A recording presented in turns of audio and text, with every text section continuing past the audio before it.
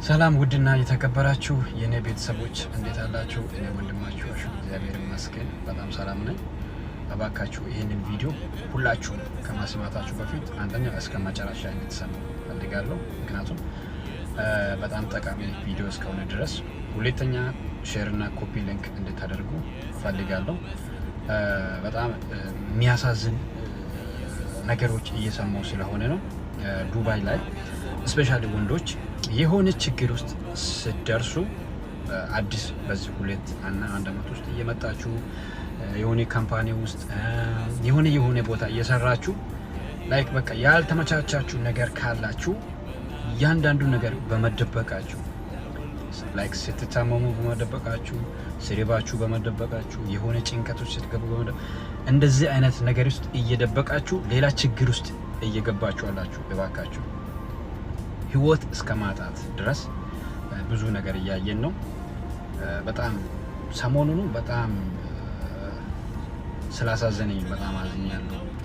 ብዙ ወንድሞች ህይወታቸው ያለፉ ወንድሞች አሉ፣ በየሆስፒታሉ ኮማ ውስጥ አሉ ታሞ ያሉ የሚጠይቅ አካል አጥቶ በየሆስፒታሉ ብዙ ወንድሞች አሉ እዚህ ዱባይ ላይ።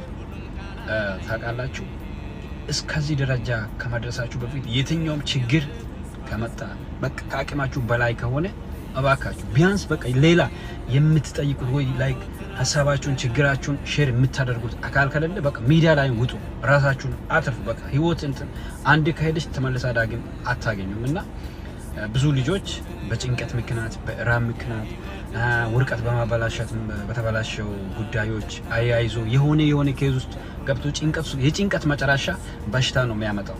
በሽታ ወዴት ነው? ሆስፒታል ነው የሚወስደው። ሆስፒታል ውስጥ እናንተን ትሪት የሚያደርግ ሰው ከሌለ፣ ዘመድ ከሌለ፣ ምን ከሌለ ብዙ ችግር ነው እየደረሰ ያለው በወንድሞቻችን ዙሪያ። እባካችሁ ድሮ ሴቶች ነበር እንደዚህ አይነት ኬዝ ምናምን መጣ፣ አሁን ግን ቀርቷል። ወንድሞች ነው በብዛት ዱባይ ላይ ችግር እየደረሰ ያለው በዚህ ሰዓት ማለት ነው።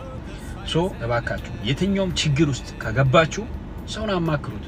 በቃ ዝም አትበሉ። ከታመማችሁ አውሩት። ብር ከሌለ ቢያንስ ውጡ ሚዲያ ላይ ህይወታችሁ ከምታጡት። በእውነት እኔ በጣም አዝኛለሁ፣ በጣም ስላዘንኩ እና ይሄንን ነው የምለው።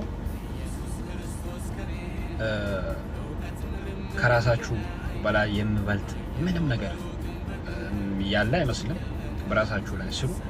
ስራ ያላችሁት አይ ነው ስራ ቦታ ላይ በጣም ምን ከባድ እንደሆነ አይ ነው አንደርስታንድ ኤቭሪቲንግ ላይክ የሚያውቃችሁ ብዙ ነገሮች አሉ። ስራ ዙሪያም ላይ ሁሉም ነገር ቻሌንጅ እንዳናቃል። እንደዚህ መሆናችሁ ግን በቃ የሆነ ችግር ውስጥ ከገባችሁ አማክሩት ሰው